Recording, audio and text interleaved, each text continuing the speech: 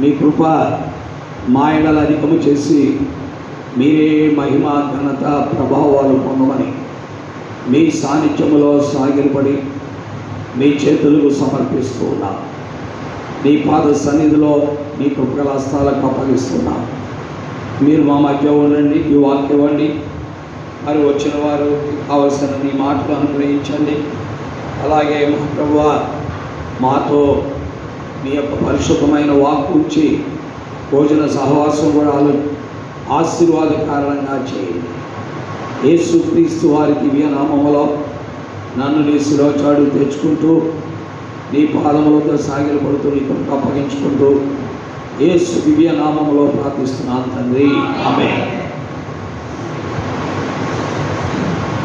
దేవుని వాక్యములో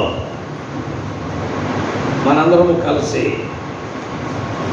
కొరింథీయులకు రాసిన మొదటి పత్రిక 1వ అధ్యాయం 9వ వచనాన్ని మనందరము చదువుకు. కొరింథీయులకు రాసిన మొదటి పత్రిక 1వ అధ్యాయము 9వ వచనం మనందరం కలిసి చదువుకున్నాం.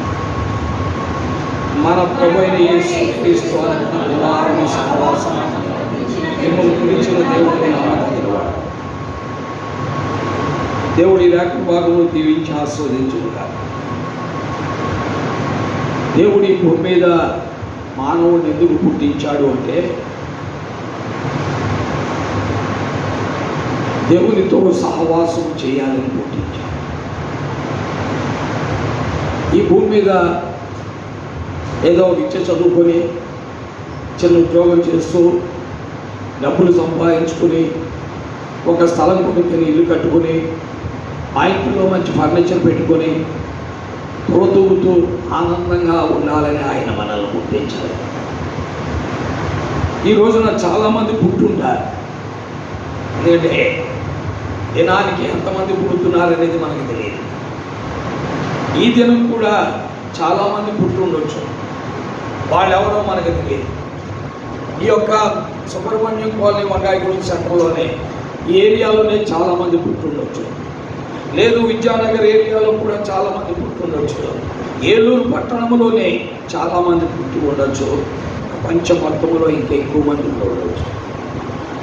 దేవుడు మానవుడిని పుట్టించింది ఎందుకు అంటే దేవుడితో సహవాసం చేయాలని.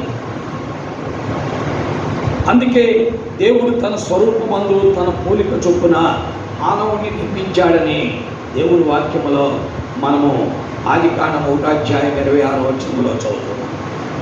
ఆదికాండం 1వ అధ్యాయం 26వ వచనంలో మనం చూస్తుంటే అక్కడ రాయబడిన మాట ఏంటంటే మన స్వరూపమందు మన పోలిక చొప్పున నరులను చేయి. కాబట్టి దేవుడు తన స్వరూపమందు తన పోలిక చొప్పున నరులను చేయటానికి ఇష్టపడ్డాడు.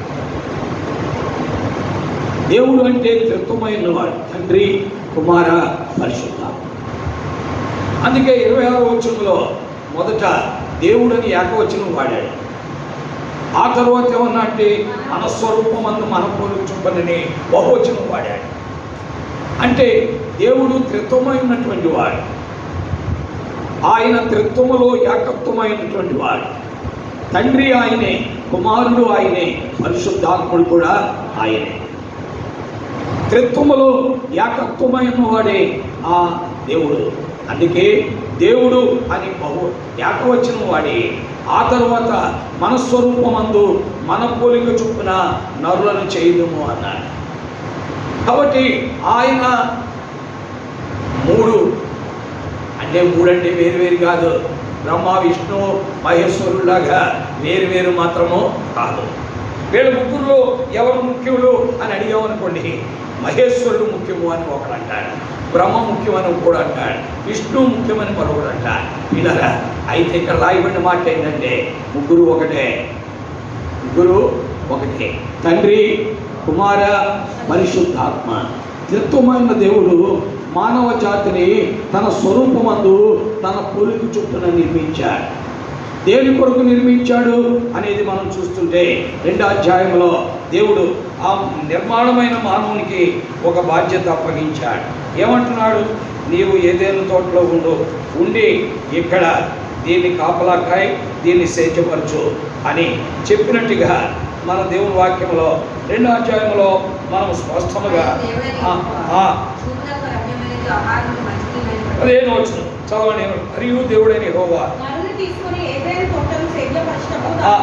కాబట్టి 2వ అధ్యాయం 15వ వచనం చదువుతుంటే దేవుడు మానవుడిని సృష్టించింది ఎందుకంటే తన పని నిమిత్తమే. తన పని నిమిత్తము సృష్టించాడు. తన పని ఏంటంటే ఏదేను తోటను సేద్యపరచుట, ఏదేను తోటను కాచుట. దేవుడు కాయలేడా? ఏదేను తోటను దేవుడు కాయలేడే? దేవుడు ఏమన్నా అసమర్థుడా? లేక ఎందుకు పనికిరానుడా? దేవుడు అంటే సమర్థుడు, సరిపోయిన వాడు, అసాధ్యుడు. ఆయనకు అసాధ్యమైనది ఏది కూడా లేదు. ఆయన ఏమైనా చేయగలడు. అక్కడుండి ఆయన ఏదేను తోటను సేద్యపరచగలడు. ఆయన సింహాసనం మీద కూర్చుండి దాన్ని కాపలా కాయగలడు. ఆయనకు అసాధ్యమైనది లేదు. ఆయన సర్వశరీరులకు దేవుడు. నాకు అసాధ్యమైనది ఏదైనా ఉన్నదాన్ని పలికినవాడు. ఆయనకు అసాధ్యమైనది ఏది కూడా లేదు. మరేంటి అంటే నీవు నా స్వరూపం, నా పోలిక, నీలో ఉన్న ఆత్మ నాదే, నువ్వు కాయ. నీకు కొన్ని బాధ్యతలు అప్పగించు. You take care of garden of Aiden.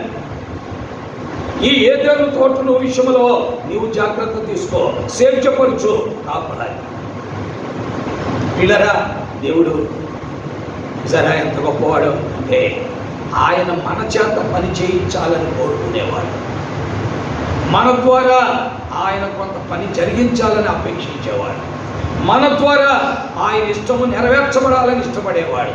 మన ద్వారా ఆయన పనిని జరిగించాలని ఇష్టపడేవాడు ఆ ప్రభువు. అందుకే దేవుడు గురించి మాట్లాడుతూ అపోస్తలుడైన పౌలు అన్నాడు, మేము దేవుని జత అనేవారు. We are the co-workers of God. మేము దేవుని జత పనివారు అని కొరింథీయులకు రాసిన మొదటి పత్రిక 3వ అధ్యాయం 9వ వచనం నుండి చదువుతుంటే మీకు కనబడుతుంది.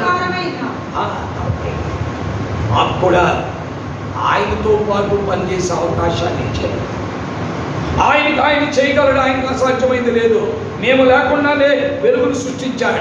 మేము లేకుండానే ఆయన భూమి ఆకాశం సృష్టించాడు. మేము లేకుండానే పగటి నేరుడు సూర్యుడిని, రాత్రి నేరుడు చంద్రుడు నక్షత్రాలు సృష్టించాడు. మేము లేకుండానే పంచభూతములు సృష్టించాడు. మేము లేకుండానే మానవుడు లేకుండా ఈ సర్వ సృష్టిని చేశాడు. ఆయనకు అసాధ్యమైంది ఇది కూడా లేదు. అయినా దేవుడు మానవునికి కొన్ని బాధ్యతలు ఏం చేస్తున్నాడు? అప్పగిస్తాడు. ప్రియమైన దేవుని బిడ్డలారా, ఆ బాధ్యతలు సక్రమంగా నిర్వర్తించడమే నీవు ఎరగవలసిన సత్యం. అది కనుక నువ్వు సరిగ్గా నిర్వర్తించలేదనుకోండి, God is going to ask you one day. You are going to give an accountability to God. దేవుడికి నీవు లెక్క అప్పగించాలి. ఆయన నిన్ను అడుగుతాడు, నావయ్యా ఏం చేశాను? అందుకే నువ్వు పుట్టావు, ఈరోజు పుట్టావు, నువ్వు నిన్న పుట్టావు, లేక ఈ మార్చి నెల 1వ తారీఖు నుంచి 23వ తారీఖు ఎంతమంది పుట్టారో మనకు తెలీదు. వారు అసలు దేవుడు ఎరుగుదురా? వారు అసలు దేవుడు మమ్మల్ని సృష్టించిన దేవుడు ఎవరు అని వారు ఎరుగుదురా? అందుకనే ప్రసంగి అన్నాడు, నీ బాల్య దినములందే నీ సృష్టికర్తను స్మరించు. దుర్దినములు రాకముందే వీటి అందు నాకు సంతోషం లేదని చెప్పు సంవత్సరములు రాకముందే నీ బాల్య దినములందే నువ్వు చిన్నవాడిగా బీబీఎస్లో ఉండగా, సండే స్కూల్లో ఉండగా, యవనస్తుడిగా ఉండగా నీ ప్రభువుని నువ్వు ఎరగాలి. నీ నిర్మాణకుడు ఎరగాలి. నీ తల్లి గర్భంలో నీకు రూపం ఏర్పరిచిన వాడిని ఎరగాలి. నీ తల్లి ఒడిలో నిన్ను కూర్చోబెట్టిన వాడిని ఎరగాలి. ఈ రోజు వరకు నిన్ను సాకుతూ నిన్ను భరించిన వాడిని నువ్వు ఎరగాలి. అంటే one must know the creator of God, the creator of man, not God, the creator of man. పిల్లరా, మానవ నిర్మాణకుని దేవుడు తప్పకుండా ఏం చేయాలండి? ఎరగాలి. అది దేవుని యొక్క చిత్తం, అది దేవుని యొక్క చిత్తం. మానవుడు దేవుని ఎరుగుట దేవుని యొక్క చిత్తం, దెయ్యాన్ని ఎరుగుట దేవుని చిత్తము కాదు. కాబట్టి ఏ మానవుడైతే దేవుణ్ణి ఎరిగాడో వాడు ధన్యుడు. ఏ మానవుడైతే దేవుణ్ణి ఎరగలేదో వాడు అన్యజనుడు, లేక దేవుణ్ణి ఎరగనవాడు. అర్థమైందండి? ఏ మానవుడైతే దేవుణ్ణి ఎరిగాడో వాడు ధన్యుడు. అందుకని యెహోవా తమకు దేవుడుగా గల జనులు ధన్యులు, ఆయన తన కొరకై ఏర్పరచుకున్న తన ప్రజలు ధన్యులు. ఇలా దేవుడు వాక్యం. కాబట్టి ఆయన ఎరిగిన వాడు ధన్యుడు, ఆయన ఎరగిన వాడు అన్యుడు. ఇంకా మాట్లాడాలి అంటే ఆయన దగ్గరికి రానివాడు అన్యుడు. ఆయన దగ్గరికి రాకుండా ఏదో దాన్ని ఇటీవల కాలంలో చూసాం కదా. ఇటీవల కాలంలో గంగమ్మ, ఇంకా ఎవరు, ఆదిలక్ష్మి, ఆ తర్వాత మంగమ్మ, ఇలా ఎంతో మందిని వెంబడించిన సత్యవంతులైన దేవుడు ఎవరో వారికి. కాబట్టి పిల్లరా, ఆ ప్రభువుని ఎరిగినటువంటి వాడు ధన్యుడు, ఎరగినటువంటి వాడు అన్యుడు. దేవుడు వాక్యంలో మనం చూస్తున్నా, ఏమని రాయబడింది మనం చూస్తుంటే, ఆ దేవుడు ఈ మానవుడిని తన వైపు తిప్పుకోవాలని ప్రయత్నిస్తాడు. దేవుడు బాధ్యత అప్పగించాడు, కానీ ఆ బాధ్యతను సరిగ్గా నెరవేర్చలేదు. మనం ఎప్పుడైనా గుర్తుపెట్టుకోవాలి. మీకు ఎన్నోసార్లు చెప్పాను, ఏమనంటే మనము చెయ్యకూడదు చేయటం పాపం, చెయ్యవలసింది చేయకపోవడం కూడా. దేవుడు ఏదైనా తోటను స్వేచ్ఛపరచమని నీకు అప్పగించాడు. దేవుడు ఏదైనా తోటను కాయమని నీకు చెప్పాడు. దాన్ని చేయకుండా నిన్ను ఆ చేయొద్దని చెప్పాడు. ఏంటంటే తోట మధ్యలో ఉన్న ఫలాలను ఏం చేయకూడదు, వాటిని తినగలను నువ్వు చస్తావు అని 17వ వచనంలో చెప్పాడు. ఏమన్నాడు? 2వ అధ్యాయం 17వ వచనం మనం చదువుతున్నాం. ఏమన్నాడు? చదవండి.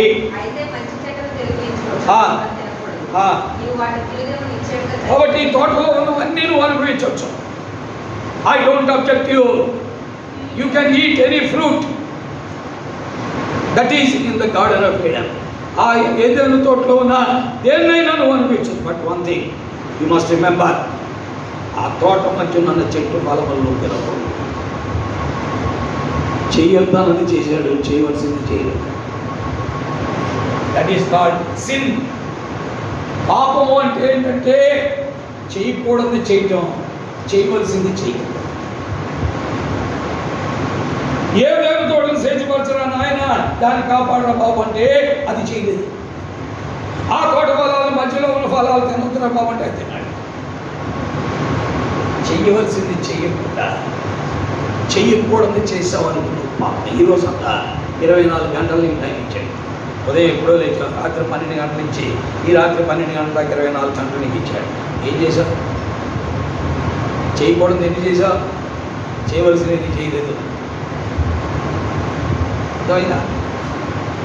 అంటే you are not bringing glory to God. దేవుడికి నువ్వేం చేయలేకపోతున్నా, మహిమను తేడా. చేయవలసింది చేయలేదు, చేయకూడదే చేసి. ఆలోచించుకో. దీన్ని ఆలోచించడానికి నేనేమి దేవుణ్ణి కాదు, నీ హృదయం ఏం చేసావని చూస్తాడు. నీ మనస్సాక్షికి తెలుసు ఈ దినవంతం నువ్వేం చేసావు, నువ్వు ఎలా ప్రవర్తించావో, ఎలా మాట్లాడావో, ఎలా నడిచావో, ఎలా తిరిగావో, ఎలాంటి స్నేహాన్ని కలిగి ఉన్నావో, ఎవరితో ఏ మాటలు చెప్పావో, అక్కడ మాటలు ఇక్కడ, ఇక్కడ మాటలు అక్కడ, ఏం చేసావో అన్నీ ఆయన ఎరుగును. కాబట్టి జాగ్రత్త అనేది అవసరం. దేవుడు సృష్టించుకున్నది ఎందుకంటే చేయవలసింది చేయడానికి, చేయకూడదు చేయకుండా ఉంటాడు. అవునా కదా? దేవుడు సృష్టించింది ఎందుకు? మానవుడిని చేయవలసింది చేయడానికి, చేయకూడదు చేయకుండా ఉండటానికి మానవుని సృష్టించాడు. అయితే ఈ 2 విషయాల్లో మనుషులు ఏమైపోయాడు? తప్పిపోయాడు. ఈవెన్ నౌ టుడే, ఈ రోజు వరకు కూడా మనం తప్పిపోతున్నాం. నేనేమి తప్పిపోవట్లేదు, నేను చాలా భక్తిపరుని, చాలా విశ్వాసిని, నా ప్రసంగాలు జనములు విని ముగ్ధులైపోతారని నువ్వు అనుకోవటం లేదు. జాగ్రత్త, నీ ప్రభుకి నేను గురించి బాగా తెలుసు. కాబట్టి ఈరోజు కూడా చేయవలసినవి చేయకుండా చేయకూడనివి చేస్తూ మందిరానికి రాలేదు. 2 పర్లాంగుల దూరంలో ఉన్నావు, రాలేదు. అదేంటి?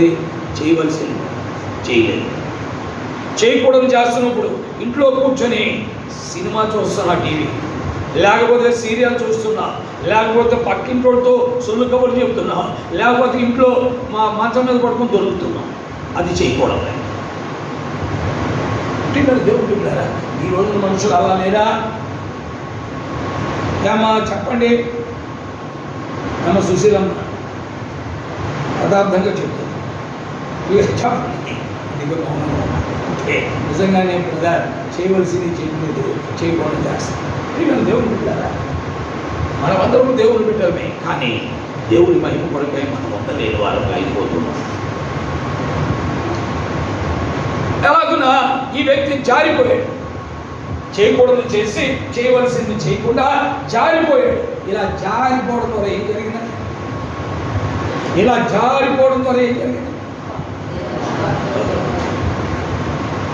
ఏం జరిగింది చెప్పండి?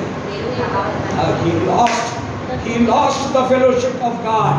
దేవునితో ఉండే స్నేహం, దేవునితో ఉండే సహవాసం, దేవునితో ఉండే సాన్నిధ్యం, దేవునితో ఉండే పొందు అన్ని కోల్పోయాడు. అసలు కోల్పోవడమే కాదు, అతను 3వ అధ్యాయం ఆఖరి వచనం చదువుతుంటే, ఆదికాండం 3వ అధ్యాయం ఆఖరి వచనం చదువుతుంటే అక్కడ రాయబడింది ఏంటంటే, అతన్ని ఏదేను తోటలో నుండి వెళ్ళగొట్టబడెను.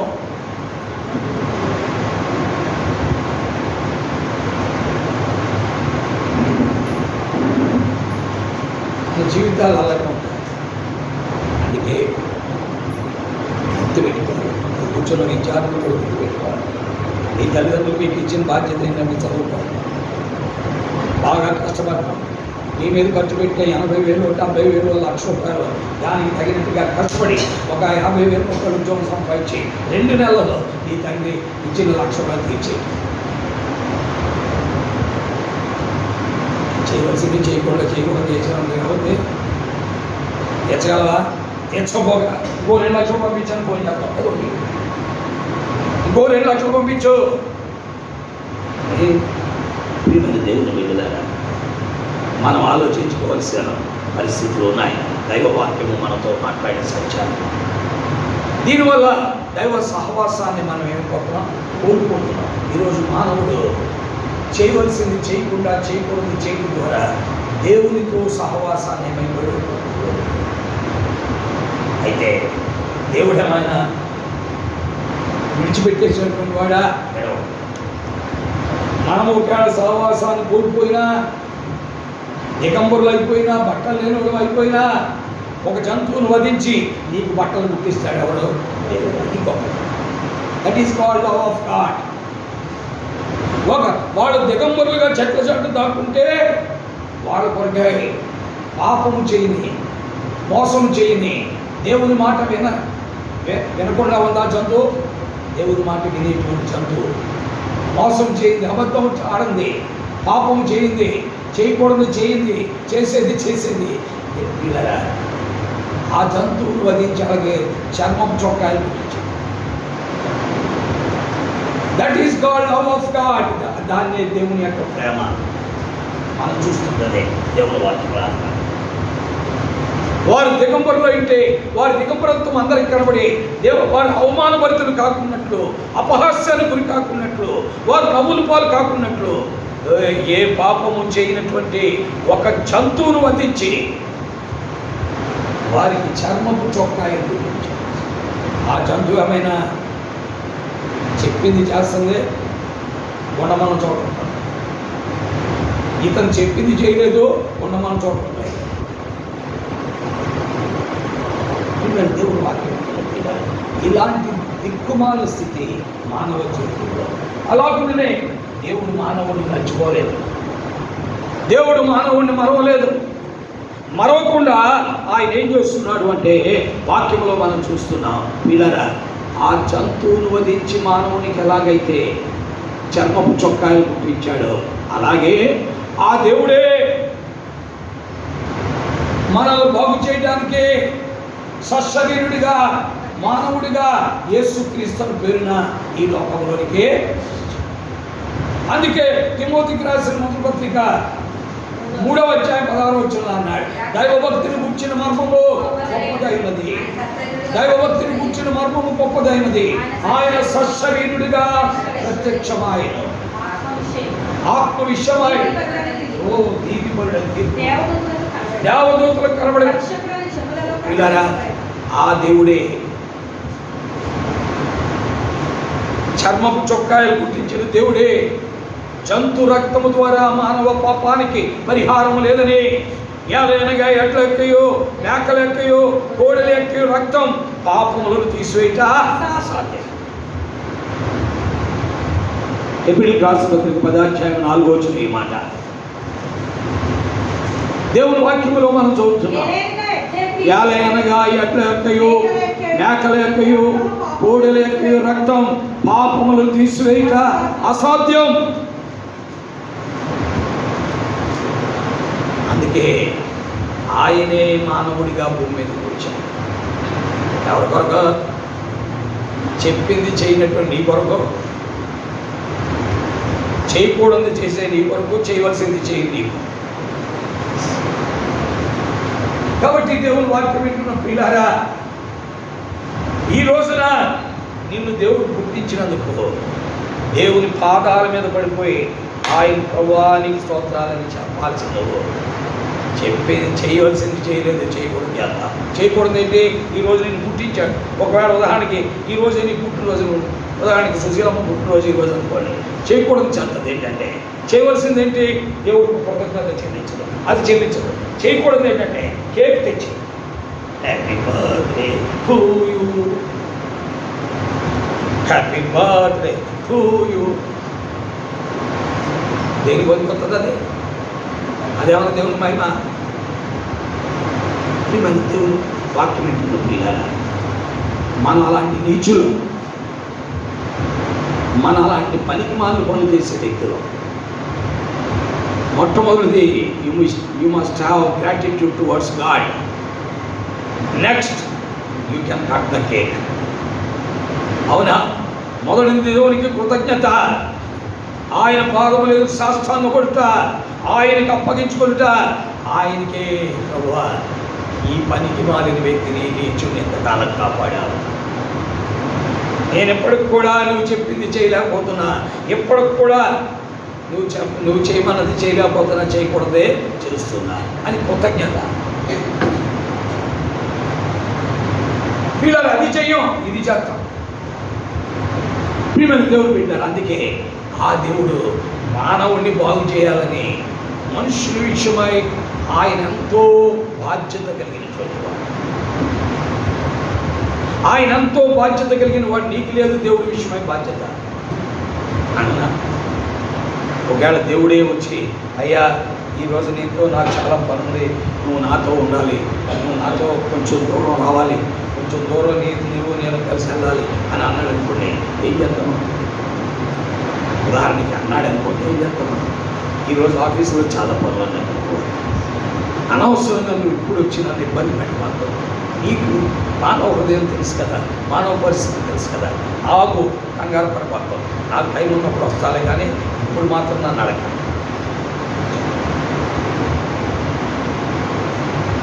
ఇది మనుషుల యొక్క జీవితం, అవునా కదా? ఇది మనం ఒప్పుకోక తప్పదు. మనం కప్పుకుంటే మనం ఏమైపోతాం? నష్టపోతాం.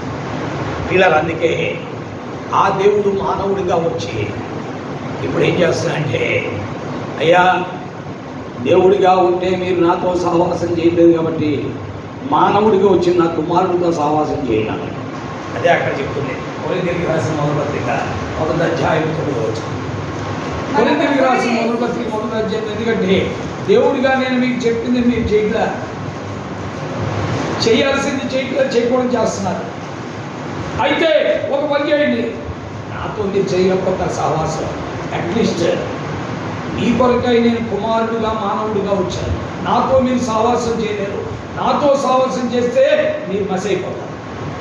ఎందుకంటే మనుషుల్లో ఎవడను ఎప్పుడునూ ఆయనను చూచి ఉండలేదు, ఆయన్ని చూడలేదు. ఆదాము కూడా మీరు నమ్మితే దేవుని వాక్యంలో మనం చూస్తుంటే 2వ అధ్యాయం దాకా ఆయన కలుసుకున్నాడు. 3వ అధ్యాయం 5వ వచనం తర్వాత ఆయనతో లేదా అతను 2వ అధ్యాయం అంతా ఆయనతో ఉన్నాడు. ఆయన పక్కనే కూర్చున్నాడు, ఆయనతో మాట్లాడాడు. ఆయన సృష్టించిన అవ్వని ఎదురుకుండా తీసుకొస్తే నా ఎముకల్లో ఎముక, నా మాంసంలో మాంసం చెప్పేసాడు భార్యతో. ఏ ప్రసంగం చెప్పాడు ఈ మాట? ఈరోజు ఇన్ని ప్రసంగాలు విన్నా నా ఎముకల్లో ఎముక, నా మాంసంలో మాంసం అని చెప్పలేకపోతున్నాను. ఎందుకంటే పెళ్లి టైంలో దాదాపు 1 అవర్ ప్రసంగం చేస్తాడు. ఎవడో పోదకు గంట ప్రసంగం చేస్తాడు. చేసిన నా ఎముకల్లో ఎముక, నా మాంసంలో మాంసం చెప్తున్నాడు. నాగా చెప్పాడు ఇప్పుడు వరకు చెప్పలేకపోతున్నాడు మానవుడు. కానీ అక్కడ ఆదాము చెప్పాడు ఏమనంటే, ఆ అబ్బ తీసుకురావడం నా ఎముకల్లో ఎముక, నా మాంసంలో మాంసం అన్నాడు. ఎవరు చెప్పారు? ఏ ప్రసంగం విన్నాడు? ఏ ప్రసంగం వినలా? దేవుని స్వరూపి, దేవుని పోలిక, అందువల్ల చెప్పాడు. దేవుని స్వరూపి, దేవుని పోలిక, అందువల్ల చెప్పాడు. ఎప్పుడైతే అతడు 3వ అధ్యాయం 4-5 వచనాల తర్వాత మరి చేయకూడదు చేశాడో అప్పటి నుంచి దేవుని స్వరూపాన్ని కోల్పోయాడు, దేవుని పోలికను కూడా కోల్పోయాడు. అలాగా దేవుని స్వరూపాన్ని, దేవుని పోలికను కోల్పోయాడంటే అర్థం ఏంటి? చచ్చిపోయాడని కాదు, బతికిపోతాడు. కానీ దేవుని చూడలేకపోతాడు. దేవుని ఏం చేయలేకపోతున్నాడు? చూడలేకపోతున్నాడు. దేవుణ్ణి చూడలేకపోతున్నాడు. ఎందుకంటే ఆయన స్వరూపాన్ని, ఆయన పోలికను, ఆ ఆత్మస్వరూపం, ఆత్మ పోలికను కోల్పోయాడు. ఇప్పుడు శరీర సంబంధిగా అయిపోయాడు. ఏమైపోయాడు? ఇప్పుడు మరలా ఇతన్ని ఆత్మ సంబంధిగా మార్చాలి. ఇతన్ని ఎలా మార్చాలి? ఆత్మ సంబంధిగా మార్చాలి. ఇలాగ మారిపోయిన ఈ వ్యక్తిని ఇలా వదిలేస్తే ఈ దిక్కుమాలిన జీవితంలో పాడైపోతాడు. నో, ఈయన సమకూర్చుకోవాలి. మరలా ఈ వ్యక్తిని సమకూర్చుకోవడానికి ఆయనే మానవుడిగా వచ్చే, బాబు నాతో మీరు సహవాసం చేయలేనిక నా కుమారుడితో చేయలేదు. ఎందుకంటే దేవుడినైనా నేను దేవుని కుమారుడిగా భూమి మీదకి వచ్చాను. దేవుడిని అయినటువంటి నేను ఇప్పుడు ఎలా వచ్చాను? దేవుని కుమారుడిగా వచ్చాను. దేవుడిని అయినా నేను దేవుని కుమారుడిగా వచ్చాను. కాబట్టి దేవుని కుమారుడని యేసుక్రీస్తుతో సహవాసం చేస్తే దేవునితో చేసినట్టే అని ఆయన కుమారుడని యేసుక్రీస్తు సహవాసములకు పిలుస్తున్నాడు. చదవండి. అదే మన ప్రభు అయిన యేసుక్రీస్తును అది ఆయన సహవాసానికి పిలుస్తున్నాడు. నాతో మీరు చేయలేనిక. అందుకే దేవుడినైనా నేను దేవుని కుమారుడిగా వచ్చాను. ఆ దేవుని కుమారుడే ప్రభు అయిన యేసుక్రీస్తు. ఆ ప్రభు యేసుక్రీస్తు వారితో సహవాసం చేస్తే నాతో చేసినట్టే. నాతో ప్రభు యేసుక్రీస్తు వారితో సహవాసం చేయలేదు, నాకు నీకు సంబంధం. అందుకే ఈ ప్రపంచంలో, ఈ భారతదేశంలో 140 కోట్ల జనాభా యేసుక్రీస్తు ప్రభు వారితో సహవాసం చేయకపోతే వాడు దేవుడు లేని దిక్కుమాల జీవితం. వాడు దేవుడు లేని దిక్కుమాల జీవితం. ఇంకా ఈ ప్రపంచంలో మానవ కల్పిత దేవతలను, దేవుడును ఎవరితో సహవాసం చేసినా వాడికి దేవుడు లేనండి. కాబట్టి మీరన్నా దేవుని యొక్క కోరిక ఎంత గొప్పగా ఉందో చూసారా? ఎంత గొప్పగా ఉందో అంటే మనల్ని విడిచిపెట్టుకోలేక, మన జీవితాలు పాడైపోతే చూడలేక మన జీవితాలు భ్రష్టత్వంలో, నీచమైన స్థితిలో, దిగంబరత్వంలో ఉండలేక అలాగే ఆయన పిలుచుకోండి. నాతో చేయలేకపోయారు మీరు నా కుమారుడు వచ్చిన. అందుకనే యోహాను సువార్త 1:18 చెప్పాడు. ఏమన్నాడు చదవండి. ఎవడను ఎప్పుడైనా దేవుణ్ణి చూడలేదు, తండ్రి రూమును నా అద్వితీయ కుమారుడే ఆయనను మనకు బయలుపరిచాడని చెప్పాడు. యోహాను సువార్త 1:18 చూస్తున్నాం. ఎవడను ఎప్పుడైనా దేవుణ్ణి చూచి ఉండలేదు, తండ్రి రూమును ఉన్న అద్వితీయ కుమారుడే. కాబట్టి ఆయనతో సహవాసం చేయాలి. అర్థమైంది కదండి. అంటే one must make fellowship with Lord Jesus. Yesu Kristu వారితో ఒక వ్యక్తి సహవాసం చేస్తేనే దేవునితో సహవాసం చేస్తాడు. అందుకనే దేవుడు ఏం చేశాడంటే, నాతో ఇటు తిరిగి వీళ్ళు సహవాసం చేయలేదు, ఎందుకంటే నన్ను చూడలేరు, నా యొద్దకు రాలేదు, నాతో ఉండలేదు. అయితే నా కుమారుడిగా వచ్చిన నాతో యేసుక్రీస్తుతో సహవాసం చేస్తే దేవుని చూచాను. కాబట్టి పిల్లరా, ప్రభువు యేసుక్రీస్తు వారు ఈ రోజున మనం తెలిసింది ఏంటంటే, God is calling you only to make fellowship with Lord Jesus Christ. దేవుడు నిన్ను పిలుస్తున్న దేని కొరకు అంటే, యేసుక్రీస్తు వారితో స్నేహం చేయడానికి. యేసుక్రీస్తు వారితో నీవు నేను స్నేహం చేయడానికే దేవుడు మనల్ని పిలుస్తున్నాడు. పిల్లలను పిలుస్తున్నాడు, యవనస్తులను పిలుస్తున్నాడు, పెద్దలను పిలుస్తున్నాడు, వృద్ధులను పిలుస్తున్నాడు. ఒకవేళ పిల్లల వయస్సులో పిలిస్తే వాడు రాలేదు, యవన వయస్సులో పిలిస్తే వాడు రాలేదు, మధ్య వయస్సులో పిలిస్తే వాడు రాలేదు, వృద్ధాప్యంలో కూడా ఏం చేస్తున్నాడు? పిలుస్తున్నాడు. అందుకే పాపాయం వచ్చింది.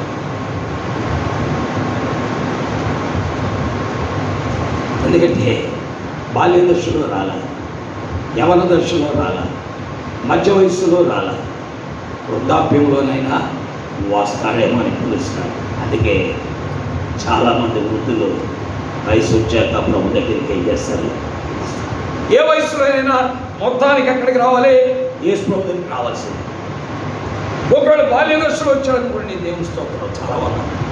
ఎందుకంటే దావీదు బాల్య దశలో వచ్చేసాడు యేసు ప్రభు సహవాసం. దావీదు ఎప్పుడు వచ్చాడంటే బాల్య దశలో 12 ఏళ్ల వయసులోనే దేవుని సహవాసానికి వచ్చాడు.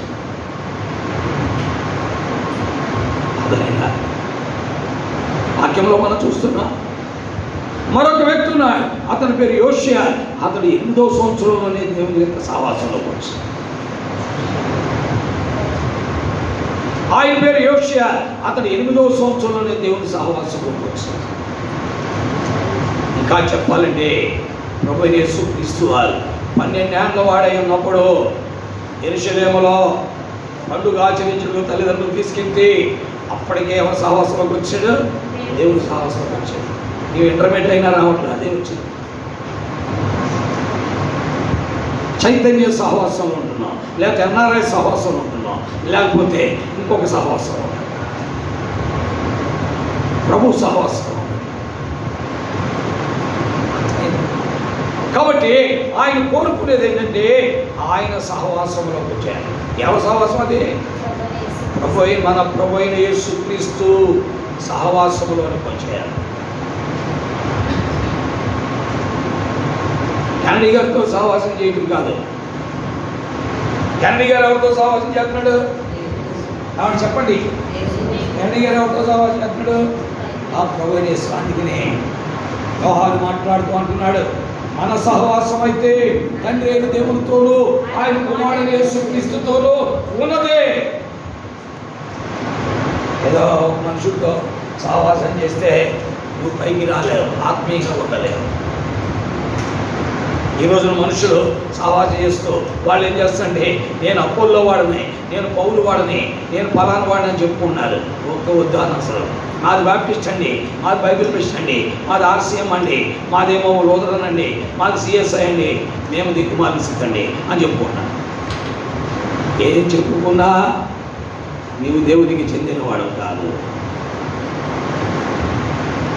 అందుకే పౌలు అపోస్తలుడు యోహాను మాట్లాడుతూ, యోహాను రాసిన 1 అధ్యాయము 3వ వచనంలో 4వ వచనంలో ఏమన్నా అంటే, మన సహవాసం అయితే, యోహాను రాసిన 1వ పత్రిక 1వ అధ్యాయము 3, 4 వచనాలు చదువుతుంటే అక్కడ రాయబడింది, మన సహవాసం అయితే తండ్రితో కూడా ఆయన కుమారుడైన యేసుక్రీస్తుతో కూడా ఉన్నది.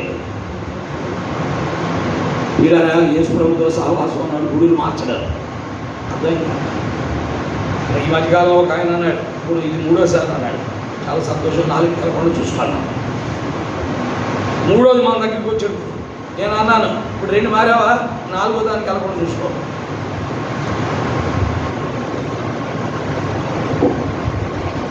ఇన్ని మార్చ కారణం ఏంటంటే అసలు నీకు ప్రభుత్వ సహవాసం లేదు. ఆ ప్రభుత్వం నీకు సహవాసం ఉంటే అసలు నువ్వు చేంజ్ అవ్వవు. అర్థమైందా? మొన్నటిదాకా సోదరన్న, ఆ తర్వాత పెద్దకొస్తూ, ఇప్పుడు మళ్ళా వచ్చేసి ఏ విలేజ్ అని చెప్పవు.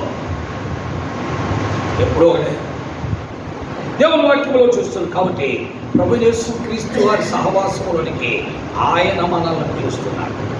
ఎందుకని? యేసు ప్రభు సహవాసానికి ఎందుకు పిలుస్తున్నాడు? యేసు ప్రభు అయితేనే నీ పాపాన్ని క్షమిస్తాడు. యేసు ప్రభు అయితేనే నీ ఆత్మను రక్షిస్తాడు. యేసు ప్రభు అయితేనే నీ జీవితంలో శాంతి సమాధానాలు తీసుకొస్తాడు. యేసు ప్రభు అయితేనే నిన్ను శారీరకంగా, మానసికంగా, ఆత్మీయంగా స్వస్థపరుస్తాడు. యేసు ప్రభు అయితేనే నిన్ను దేవుని మార్గంలో ఏం చేస్తాడు?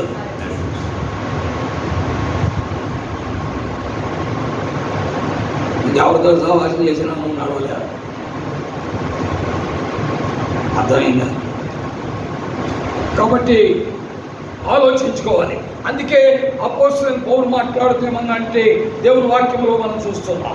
ఆయన మాట్లాడుతూ పలికిన మాట స్పష్టంగా హెబ్రీయులకు రాసిన పత్రిక 3వ అధ్యాయం 1వ వచనంలో ఉంది. ఏమి రాయబడింది చదవండి. హెబ్రీయులకు రాసిన మొదటి పత్రిక 3వ అధ్యాయం 1వ వచనం. ఇందువలన పిల్లరా, ప్రభువైన యేసుక్రీస్తు వారి సహవాసంలోకి ఎందుకు వచ్చామంటే, ఎందుకు పిలువబడ్డామంటే పరలోకం కొరకు. ఎప్పుడు ఈ భూలోకంలోనే మనం కొనుక్కున్న పొలాలు, మనం కట్టుకున్న ఇల్లు, మనం పెట్టుకున్న రూమ్ ఒకటి వేసి, మనం రూమ్లో ఒక్కొక్క రూమ్లో ఒక టీవీ, ఇవన్నీ చూసుకుంటూ కూర్చోటం కాదు. ఆయన కుమారుడు సహవాసానికి నిన్ను పిలిచింది ఎందుకంటే పరలోకం కొరకు. దేని కొరకండి? అంటే ఎప్పుడు ఈ లోకాన్ని విడిచిపెడతాం అనేది ఎవరు తెలుసా? తెలీదు. అందుకే అపోస్తలుడైన పౌలు అన్నాడు, ఇందువలన పరలోక సంబంధమైన పిలుపులో పాలు పొందిన, పరలోక సంబంధమైన పిలుపులో, పరలోకం కొరకు ఆయన మనల్ని యేసు ప్రభు సహవాసానికి మనం పిలిచింది. ఎందుకంటే యేసు ప్రభు సహవాసానికి మనం పిలిచింది ఎందుకంటే మన పాపాలు క్షమించి, మన ఆత్మలు రక్షించి, మన జీవితాలు రూపాంతరం చేసి, మన అలవాట్లు మార్చేసి, నూతనమైన వ్యక్తులుగా మార్చి ఆ పరలోకం కొరకు నడవట. అర్థమైనా? కాబట్టి మొట్టమొదటి, God is calling you only to make fellowship with Lord Jesus. రెండవది, God is calling you only to go to heaven, పరలోకానికి వెళ్ళాలి. His calling is entirely different. His calling is only heavenly calling. పరలోకం కొరకు. ఆయన దేని కొరకు పిలుస్తున్నాడే? పరలోకం కొరకు పిలుస్తున్నాడు. అని ఆయన తేజ అర్థమవుతుంది కదా అది. కాబట్టి ఎంతైనా చదువుకో, ఎంత పెద్ద ఉద్యోగం చేయి, సొందర పిచ్చేలాగా గూగుల్ CEO అన్నావు, తప్పులేదు. కానీ ప్రాముఖ్యమైనది ఏంటి? ప్రభువే. ప్రాముఖ్యమైనది ఏంటి? ప్రభువే. దేవుడు ఎప్పుడు కూడా ఒక వ్యక్తిని ఆత్ముడుగా ఉంచాడండి. అర్థమైందా? దానియేలుని ముగ్గురు ఉన్నారు అక్కడ. ఎక్కడండి? బబులోను సామ్రాజ్యంలో ముగ్గురు ముఖ్యులుంటే ఆ ముఖ్యుల్లో పెద్దోడు ఎవరంటే దానియేలే. అందుకని is a chief general manager. ఎవరన్నా? In spite of doing chief general manager job, he serving the Lord. ప్రభుని సేవిస్తున్నాడు. అందుకే దర్యావేశం, నీవు నిత్యము సేవించుచున్న నీ దేవుడు నిన్ను రక్షించనా. కాబట్టి నీవేం చేస్తున్నావు అనేది ముఖ్యం కాదు. ప్రభు సహవాసంలో పిలువబడ్డావా లేదనేది ముఖ్యం. రెండో పరలోకం కొరకు నువ్వు నడుస్తున్నావా లేదనేదే ముఖ్యం. అయితే ఇప్పుడు మూడవది, పరలోకం కొరకు మనం వెళ్ళాలి. పరలోకం కొరకు వెళ్ళాలంటే పరలోకం కొరకు వెళ్ళేవాడు ప్రతివాడు వెళ్ళిపోతాడా? మరి ప్రతివాడు వెళ్ళిపోతాడా? అది ఇంగ్లీష్లో సాగుతుంది. ఏంటది? నేను రాజేశ్వరి చెప్తాను, దాని సహోదరులు చెప్పండి. ఎవరైనా ఇంగ్లీష్లో సాగుతుంది. ఇంగ్లీష్లో సాగుతుంది ఏంటంటే everybody wants to go to heaven but nobody wants to die. ప్రతి వాడు పరలోకానికి వెళ్ళాలని కోరుకుందాం, కానీ చచ్చిపోవడానికి ఎవరికి ఇష్టం లేదు. చావకుండా ఎలాగెళ్తాం? చావకుండా ఎలాగెళ్తాం? ప్రతి వాడు పరలోకానికి వెళ్ళాలని కోరుకుంది. Everybody wants to go to heaven but nobody wants to die.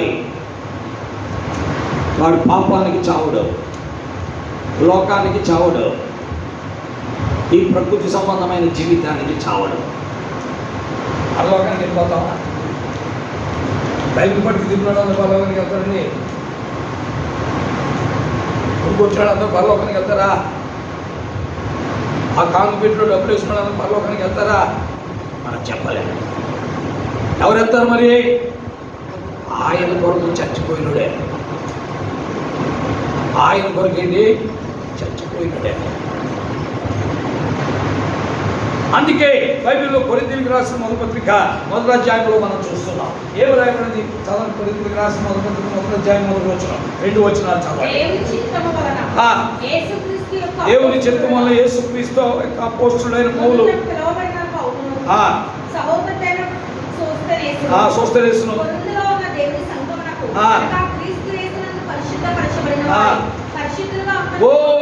God is calling you to be holy. అర్థమైందా? పరిశుద్ధులుగా ఉండేందుకు పిలుస్తున్నాడు. పరిశుద్ధులుగా ఉండకపోతే పరలోక రాజ్యం చేరలేదు. పరిశుద్ధులుగా ఉండాలంటే పాపాన్ని చచ్చిపోవాలి, లోకాన్ని చచ్చిపోవాలి, ప్రకృతి సంబంధమైన జీవితానికి ఏమైపోవాలి, చచ్చిపోవాలి.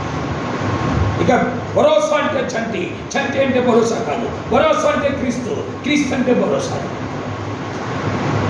అంతేగాని భరోసా అంటే చంటి, చంటి అంటే భరోసా అన్నాం అనుకోండి, చావనంటే.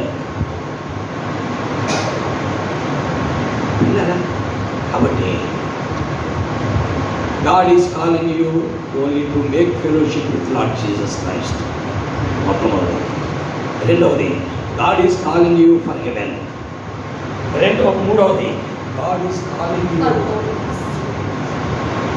to be holy. నువ్వు ఎలా ఉండాలి? పరిశుద్ధంగా. అందుకే బైబిల్ చెప్పింది, ఎవడైనా క్రీస్తు యేసునందు నూతన సృష్టి, అతనికి గతించిన సమస్తము.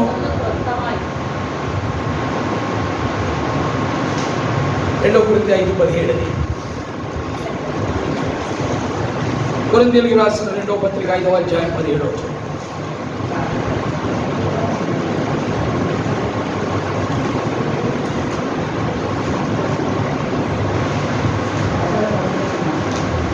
అందుకే మనం పాడాం, ఆశీర్వాదముల కొరకు పిలువబడియు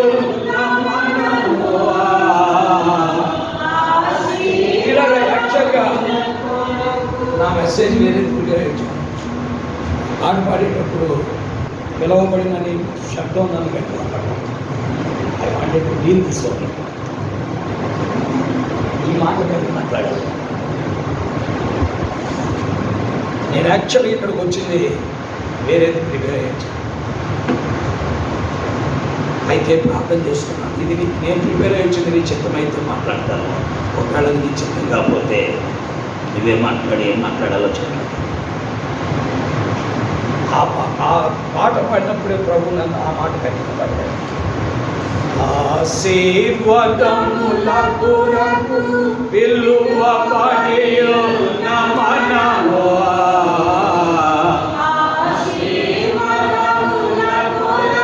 పిలువబడియు మనము,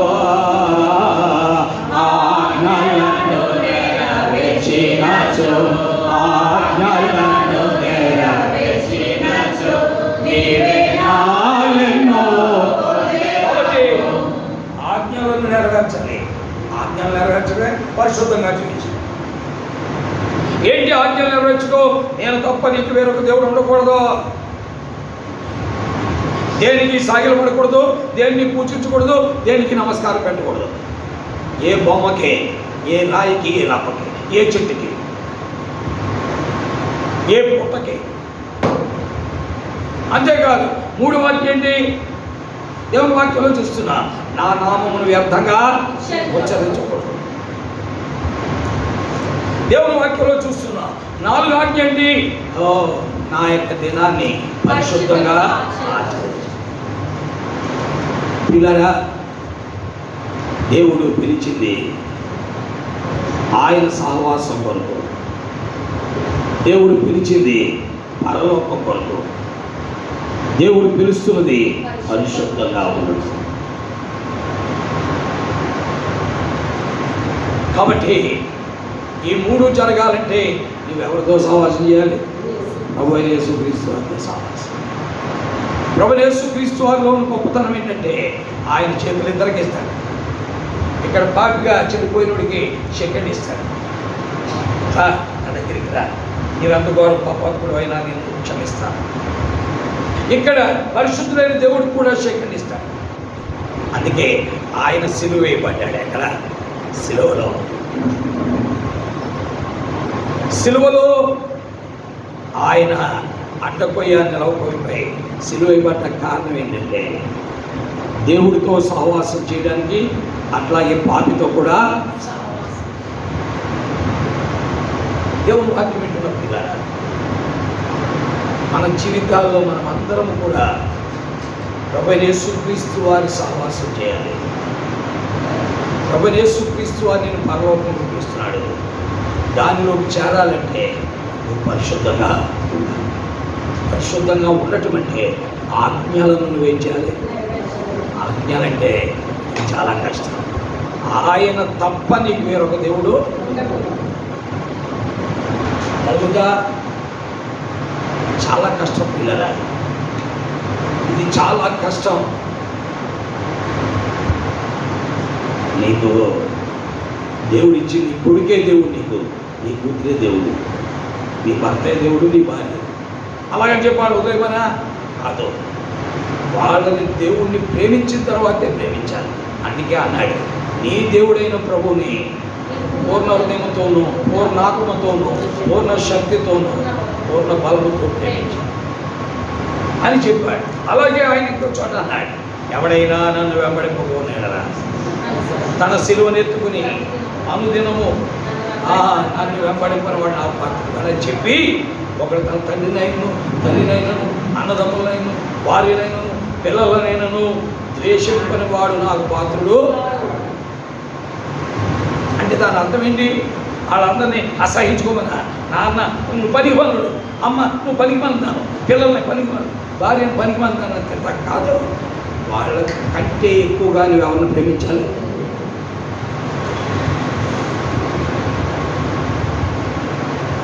లేదనుకోండి, నీ పిల్లల్ని నా పరిశుద్ధులుగా చేశాను, వాళ్ళే నేను ఏం చేస్తానంటే నీ చేత అబద్ధాలు అడిచేస్తాను, అపరిశుద్ధులుగా చేసేస్తాను.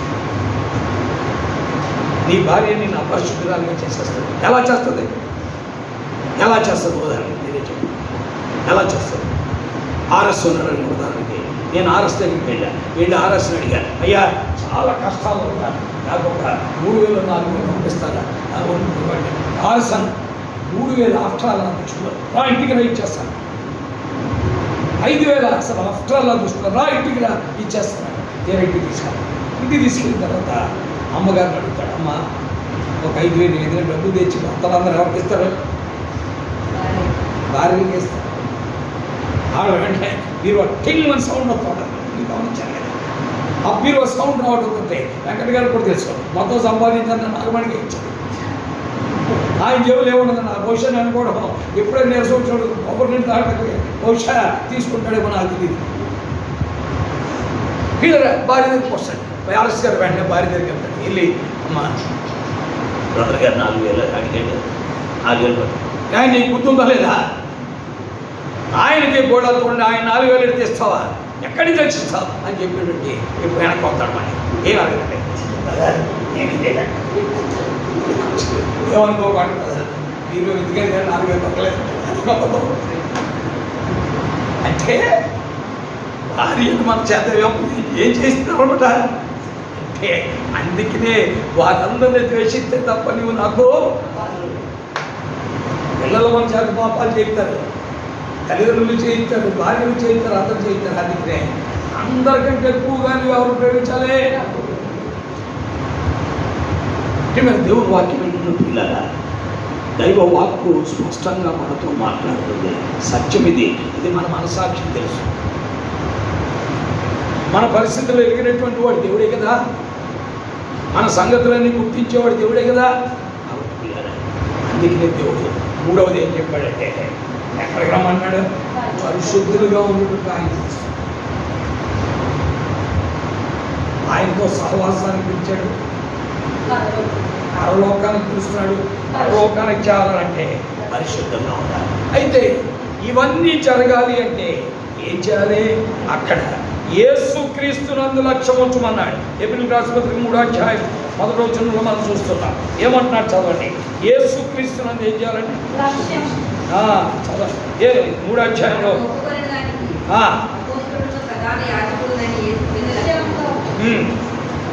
యేసు మీద ఏం చేయాలండి? దేవునితో సహవాసం ఉన్నారంటే యేసు ప్రభు మీద లక్ష్యం ఉంచాలి. పరలోకం చేరాలంటే యేసు ప్రభు మీద లక్ష్యం ఉంచాలి. అలాగే మరి పరిశుద్ధంగా జీవించాలన్నా యేసు ప్రభు మీద ఏం చేయాలి? పిల్లల దేవుని వాక్యం మన సొంతమంటారు. కాబట్టి ప్రభువుని మనం అలాగున వెంబడించబద్దులమై, ప్రభువుని అలాగున వెంబడించబద్దు. దేవుడు మనల్ని పిలిచేదాన్ని ప్రతిరోజు ఆయనతో సహవాసం చేస్తాం అనుకుని మనం మారిపోతాం కదా. ఎందుకంటే ఇంగ్లీష్లో ఒక సామెత ఉంది, tell me your friend I will tell your character. నీ స్నేహితుడు ఎవరో చెప్పు, నేను నీ యొక్క శీలం లేక నీ ప్రవర్తన ఏంటో నేను చెప్పాను. యేసు ప్రభువుతో సహవాసం చేస్తే వారి ప్రవర్తన వేరుగా, వారు ఖచ్చితంగా యేసు ప్రభువుతో సహవాసం చేసినప్పుడు మేరీ ఇంటికి కూడుకొచ్చేస్తారు, లేదు బంగారం ఇంటికి కూడుకొచ్చేస్తారు. అదే వీధిలోని ఇంట్లో కూడికి రాకుండా కూర్చోరు, అసూపడరు, లేక ద్వేషించరు, వాళ్ళు అసహించుకోరు. ఆడికి మనం లేదంటే ఆడ మన ఇంటికి రావాలి అని గేరుగా ఉంటారా? ఉంటారు. ప్రభుత్వ సహవాసం చేసేవాడు చాలా ప్రభుత్వం ఉపేక్షించుకోవాలి. ఏదిగా అనవసరంగా అక్కడికి వెళ్ళాలా అని అందరూ. ఒక ఆమె ఒకసారి సువార్త తీసుకెళ్ళాం. ఇది 1989వ సంవత్సరం, 91వ సంవత్సరం. తీసుకెళ్తే సువార్త తీసుకెళ్తే ఆమె అలాంటి చోటుకి వెళ్ళాలి, అక్కడికి వెళ్ళాలి, రోడ్లు బాబు మీరు వస్తారంటే వస్తాను. సరే తీసుకెళ్ళి ఆమె ఒక అగ్ర కులానికి చెందిన స్త్రీ, ఇక్కడ ఏలూరులోనే తీసుకెళ్తే ఆ రోజుల్లో సిమెంట్ రోడ్లు ఏమీ లేవు. విజయ గార్డెన్స్లో సువార్త చేస్తున్నాం. విజయ గార్డెన్స్ ఆ రోజుల్లో ఎలా ఉందంటే మట్టి రోడ్లు, భయంకరమైన దౌర్భాగ్య స్థితి. ఆ మట్టి రోడ్లు తీసుకెళ్ళి ఆమె అక్కడికి వచ్చింది. బ్రదర్ నేను ఏదో అనుకున్నాను, మీరు ఇలాంటి రోడ్లు మమ్మల్ని తెస్తారని మేము అనుకోవాలి. ఇలాంటి రోడ్లు మేము ఎప్పుడు నడవలేదు బాబోయ్ అనుకున్నాం. ఏంటిది? అసలు మీ నాన్న మట్టి తొక్కే పనే కదా, అక్కడి నుంచే ఎక్కడికి వచ్చింది నువ్వు అంటే మనము రాను స్థితి ఏమైపోతూ ఉంటాం, మర్చిపోతూ ఇప్పటికీ ఆమె బతికే ఉంది. ఈ మధ్య ఆమె గురించి ఆలోచించాను. నా మిస్సెస్తో చెప్పాను, ఒకసారి ఆమె చూసి రావాలి వెళ్ళాను. నేను నమ్మగలిగిందే కానీ అక్కడ కులాన్ని బట్టి అలాంటి మాటలు వచ్చాయి. ఇదారా కాబట్టి ప్రభు సన్నిధిలో మనము ఆయనకి ఏం చేయాలని అప్పగించాలి, లక్ష్యం ఉంచాలి. ఆయన మీద మనం లక్ష్యం ఉంచినప్పుడు మనం ఏం చేస్తాం? ఉపేక్షించాం. దేవుని వాక్యంలో చూస్తున్నాం. ఇంకొక మాట మనం చదివి మనం ముగించేస్తాం. చదవండి ఇంకోటి. దేవుడు దేని కొరకు మనల్ని పిలిచాడు అనేది మనం పేతురు రాసిన మొదటి పత్రిక 2వ అధ్యాయము 9వ వచనంలో మనం చూస్తాం. ఏం రాయబడి చదవాలి? పేతురు రాసిన మొదటి 9వ అధ్యాయము అంటే భోజనం వస్తుంది, అందుకని కొంచెం చెప్తున్నాయి. 2వ అధ్యాయం 9వ వచనం.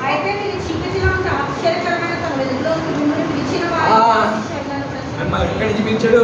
చీకటిలో నుండి ఆశ్చర్యకరమైన తన వెలుగులోనికి పిలిచాడు. ఎందుకు? నిన్ను రక్షించింది ఎందుకు? నీ పాపాన్ని క్షమించింది ఎందుకు? నీ జీవితాన్ని మార్చింది ఎందుకు? నీ అలవాట్లు మార్చింది ఎందుకు? నువ్వు ఎందుకు రక్షించబడ్డా? ఆయన గుణాతిశయములను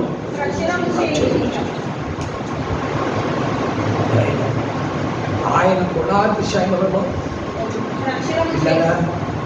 యేసు ప్రభుత్వం సహవాసం చేయడానికి కొరకు, రెండోది పరలోకం కొరకు, మూడోది పరిశుద్ధంగా జీవించడం కొరకు, నాలుగోది ఆయన పరిశుద్ధంగా జీవించకుండా గుణాతిశయం పరిశీలించాలనుకోండి, ఈడెవడు గోడలు కూడా వచ్చాడంట. ఆయన సువార్త ప్రకటించామనుకోండి, ఈ గోడలు దూకేవాడు ఏంటంటే బాబు సువార్త ప్రకటిస్తాడంట. అవునా కదా? అందుకే పరిశుద్ధంగా జీవించిన తర్వాత చేయాల్సిన 4వ పని ఏంటంటే 4వ పని ఆయన గుణాతిశయాలు, ఆయన సువార్త ప్రకటించాలి. ఇవన్నీ కూడా ఇంకా చాలా విషయాలు ఉన్నాయి. ఎక్కువ మంది నేను ముందుకెళ్ళలేను చెప్పగలను, కానీ అనవసరం ముందుకెళ్ళలేను. కాబట్టి గుర్తుపెట్టుకోండి, మనం దేవుని యొక్క పరిశుద్ధమైన నామం పేరిట అది ఆయనను మనకు వెంబడించాలి. దైవజనుడైన పౌలు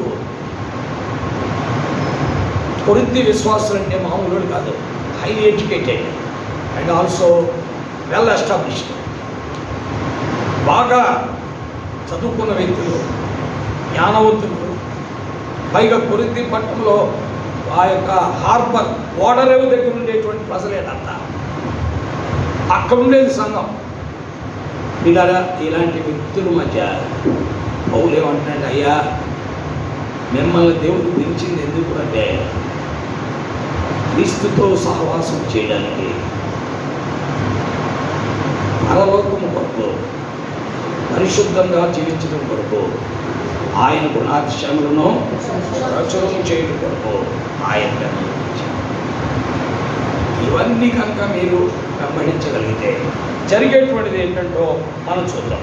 కొరింథీయులకు రాసిన పేతురు రాసిన మొదటి పత్రిక 3వ అధ్యాయము దేవుని వాక్యంలో 9వ వచనం ఏమంటూ రాయబడి చదువు. ఆశీర్వాదమునకు వారసులవుటకు మీరు పిలువబడ్డారు, శాపగ్రస్తులవటం కాదు. యేసు ప్రభువు మనకు పిలుస్తుంది, దేవుడు మనకు పిలిచింది ఎందుకంటే ఆశీర్వాదానికి వారసులవటానికి. ఈ రోజు కూడా మన ఆశీర్వాదం పొందలేకపోతున్నాం. కారణం ఏంటి? పిలువబడిన పిలుపుకు తగినట్టుగా మనము అబ్రహాము ఉన్నాడు, అందుకే అబ్రహాము పిలువబడిన పిలుపుకు తగినట్టుగా ఉన్నాడు కాబట్టి ఆశీర్వదించబడ్డాడు. భూలోకంలోని సమస్త వంశములు నీ సంతానం వలన ఏమైపోతా?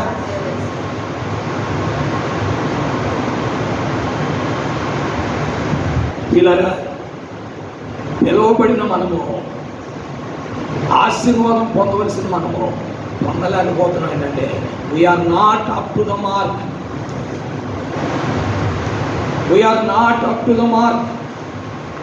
ఎక్కడో తప్పిపోతున్నాం, ఎక్కడో జారిపోతున్నాం.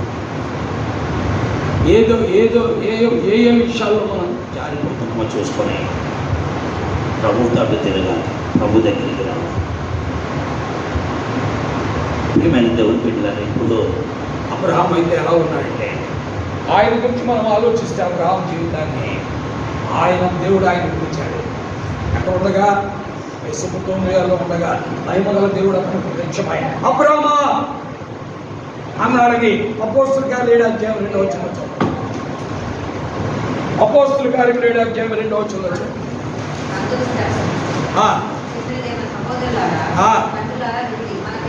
మన పితరుడైన అబ్రహాము హారానులో కాపురమున్నప్పుడు మెసొపొతామియాలో ఉన్నప్పుడు మహిమగల దేవుడు అతనికి ప్రత్యక్షమైన అయ్యానండి. ఆ పిలుపుకు తగినట్టుగా జీవించాడు. అందుకనే ఈ పిలుపును, ఈ ఏర్పాటును నిశ్చయం చేసుకుని జాగ్రత్త పడండి. మీరు ఇంటి క్రియలు చేయవారైతే మన ప్రభువు యేసుక్రీస్తు యొక్క నిత్య రాజ్యములో సమృద్ధి అయిన ప్రవేశం కలిగి ఉంటారని 2 పేతురు 1:10 మనం చదువుతున్నాం. ఏమి రాయబడి చదవండి, దేవుని వాక్యంలో మనం చూస్తాం. అందువలన సహోదరులారా, మీ పిలుపును ఏర్పాటును నిశ్చయం చేసుకుంటకు మరి జాగ్రత్త పడండి. మీరు ఇంటి క్రియలు చేయవారైతే ఎప్పుడూ తొట్టెదరు. అలాగే మన ప్రభువును రక్షకుడైన యేసుక్రీస్తు యొక్క నిత్య రాజ్యంలో ప్రవేశం మీకు సమృద్ధిగా అడగని. కాబట్టి మీ పిలుపును దేవుడు ఎందుకు పిలిచాడో అది ఆలోచించుకో. అబ్రహాం తెలుసుకున్నాడు, దేవుడు అబ్రహాం ఎందుకు పిలిచాడో తెలుసుకున్నాడు. అబ్రహాం ద్వారా లోతును పిలిచాడు దేవుడు. లోతుకు అర్థం కాలా ఎందుకు పిలిచాడు. అందుకనే ఆ సుఖమ కుమారాల్లో రక్తహస్తాలతో బయటకు వచ్చి చివరికి తాగుబోతుగా దిక్కుమాలడిగా జీవితం ముగించాడు. వీళ్ళ కొంతమందిని దేవుడు స్వయంగా పిలుస్తాడు. వారు దేవుని కొరకే పనిముట్లుగా ఉంటారు. కొంతమంది పనిముట్ల ద్వారా పిలుస్తాడు. అర్థమైందా? లోతును దేవుడు స్వయంగా పిలవలేదు. ఎవరి ద్వారా పిలిచాడు? లోతును దేవుడు ఎవరి ద్వారా పిలిచాడు? అది గ్రహించిన లోతు దెబ్బతిన్నాడు. కాబట్టి మీ పిలుపును, మీ ఏర్పాటును నిశ్చయం చేసుకుని మరీ జాగ్రత్త పడండి. మీరు క్రియలు చేయవారైతే ఎప్పుడు నువ్వు తొట్టెదరు. అర్థమైందా? అలాగే మన ప్రభువైన యేసుక్రీస్తు యొక్క నిత్య రాజ్యములో సమృద్ధి అయిన ప్రవేశాన్ని కలిగి. కాబట్టి ఈ రోజున చాలామంది మధ్యలో జారిపోతాం, దిగజారిపోతాం. కొంతమంది జారిపోతారు, కొంతమంది దిగజారిపోతారు. 3 రకాలుగా ఉంటుంది. కొంతమంది ఆగిపోతారు, కొంతమంది జారిపోతారు, కొంతమంది దిగజారిపోతారు. ఈ 3 వ్యక్తులు ఉన్నారు బయటలో. అర్థమైందా? మనం అందులో ఉండకూడదు. మనం అందులో ఉండొచ్చా? ఉండకూడదు. మనం ఎప్పుడు ప్రభువుని వెంబడించేవారిగానే మనం ఉంటాం. మనం అందులో ఉండడానికి ప్రభు సిలువకి ఎక్కలేదండి. యేసు ప్రభు సిలువకి ఎక్కింది ఎందుకు? సిలువలో బలైంది ఎందుకు? చేతులకి కాళ్ళకి వేకులు కొట్టించుకుంది, పక్కలో పళ్ళె పొట్టు పొడిపించుకుంది, శిరసుపై ముళ్ళగిరి దారుడైంది, ముఖం మీద ఉమ్ము వేయించుకున్నది, వీపు కూడా దెబ్బలు చేతి తొందరపడింది. ఎందుకంటే ఇలా ఆగిపోవడానికి, జారిపోవడానికి, దిగజారిపోవడానికి మాత్రము ప్రభువుని వెంబడించడం. ఆలోచించుకుందాం. నిర్ణయాలు మనవే. ప్రభు పాదాలు సాగిపడడం, ప్రభువుని వెంబడించడానికి అనేకమైన సంగతులు ఉంటాయి. ఈ రోజున సమస్యలు లేనివాడు లేడు. సమస్యలు లేనివాడు ఒక్కడు కూడా లేడు. పిల్లల మీద నిజం. నాకు ఏ సమస్య లేదని ఈ ప్రపంచంలో చెప్పగలిగిన మానవుడు లేడు. ఇశ్రాయేలీయులకున్న పెద్ద సమస్య ఏంటంటే ఆ హమాస్ సమూలనాశనం వల్ల. గాజా మొత్తం ఎందుకు పనికి రాకుండా అయిపోవాలి. శత్రు సమూహము ఒక చిన్ని గవ్వ కూడా ఉండకూడదు. కాబట్టి ఇప్పటికి 10 మంది వ్యక్తులను లేపేశారు. లేపినా ఇంకా వారు ఎదురు తిరుగుతూనే ఉన్నారు. There is somebody behind them అని ఎదిగాడు. అందుకనే మరల భావించేస్తాను. ఏమైనా దేవుడు బిడ్డలారా, సమస్యలు లేని వాళ్ళు లేరు. బెంజమిన్ నెతన్యాహు, ఇజ్రాయెల్కి సమస్యలు ఉన్నాయి, ఇరాన్కి సమస్యలు ఉన్నాయి, అలాగే అమెరికాకు కూడా ఏమున్నాయి? సమస్యలు ఉన్నాయి. అతడు చేసిన పొరపాట్లు అతను నెత్తి మీదకి వచ్చేసి అదే పెద్ద సమస్య. ఏంటి అతను చేసిన పొరపాట్లు? ఇరాన్కి ఆయుధాలు సరఫరా చేశాడు. మళ్ళీ ఇరాన్ని ఏం చేస్తున్నాడు? ముట్టుకేయాలని. అట్లే ఎవడు చేయమన్నాడు ఇది సరఫరా? ప్రియమైన దేవుని బిడ్డలారా, అతడు చేసింది అంత నెత్తి మీదకి వచ్చింది. ఇలాగున ఈ ప్రపంచంలో సమస్య లేని వ్యక్తి లేడు. సమస్య లేని వ్యక్తి లేడు. ఇక్కడ కూర్చున్న ప్రతి వ్యక్తి ఏదో ఒక సమస్య. భవ్యాన్ని కనుక ఇంటర్వ్యూ చేసావు కదమ్మా, నీ సమస్య ఏంటి అని అడిగాను. భవ్య మనసులో మనం బయటపడింది ఎలా అంటే, ఫిజిక్స్లో పొలం పొరపాటు చేసిన మార్కులు ఎలాగ వస్తాయని భయం కాదా లేదా? కావలేదా? ఈరోజు ఒక అమ్మాయి ప్రార్థన చేయించుకోండి.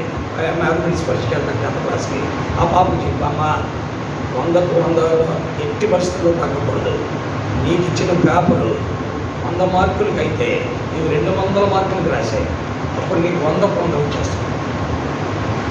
అంటే దాని అర్థం ఏంటి? నేను 6 క్వశ్చన్లు రాయమన్నాడు అనుకోండి, 10 క్వశ్చన్లు ఇచ్చి 10 రాశాయి.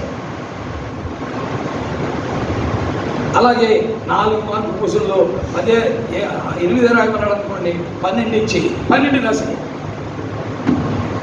అప్పుడు ఆడి మార్కులు తీయడానికి అక్కడ ఛాన్స్ ఉందా? లేదు. ఖచ్చితంగా 100 వచ్చేస్తాయి. పిల్లగా సమస్య లేనటువంటి మానవుడు ఈ ప్రపంచంలో లేడు. కాబట్టి మన ప్రభువు మనకు ఎంతైనా సహాయం, మనం ఆయన పట్టుకునే. కాబట్టి ఈ సమస్యలన్నింటిలోనే మనం ప్రభువుని ఏం చేయాలి? వెంబడించాలి. ప్రభువు మనం పిలిచిన పిలుపును ఏర్పాటును నిత్యము చేసుకోవాలి. ఎన్నో సమస్యలు ఉంటాయి. మానసిక సమస్యలు, కుటుంబ సమస్యలు, ఆర్థిక సమస్యలు, వ్యక్తిగత సమస్యలు, భర్త సమస్య, భార్య సమస్య, బిడ్డల సమస్య, ఉద్యోగ సమస్య, ఉద్యోగంలో ప్రమోషన్ ఆపేసిన సమస్య, ఎన్నో ఉంటాయి. సమస్య లేనోడు ఈ రోజుల్లో ఎవరు కూడా. అయితే ఈ పరిస్థితులన్నింటిలోనే ఆ పరిస్థితుల్లో నీకు తెలుసు.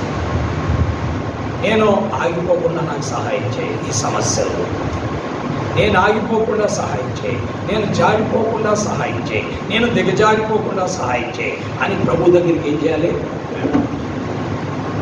ప్రభు సహాయం చేస్తాడు, నడిపిస్తాడు, నిర్వహిస్తాడు, సహాయం. మన బిఆర్ గారు అవునా కదా? అవునండి. దేవుడు మనకి సహాయం.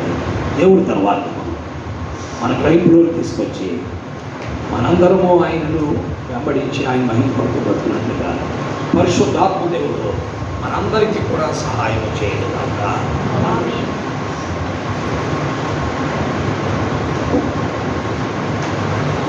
ప్రార్థన చేసుకుంటాం.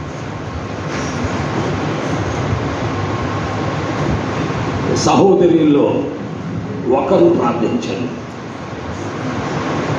ఆ తర్వాత సహోదరుల్లో ఒకరికి అవకాశం సాయంకాల సమయంలో తండ్రి లంచ్కి డేట్ 34 తండ్రి వర్షిత మందిరంలో తండ్రి మేమందరూ చేరి వచ్చి తండ్రి మీ వాక్యం ఉండటం మీరు మాకు ఇచ్చిన శ్రేష్టమైన సమయం బట్టి మీకు ఎంతో నాకు సంతోషిస్తాం తండ్రి. ఏసా నువ్వు ఎంత నమ్మకమైన దేవుడో తండ్రి, తన కుమారుని యొక్క సహవాసం మమ్మల్ని పిలిచిన దేవుడు ఎంతో నమ్మకమైన దేవుడో తండ్రి.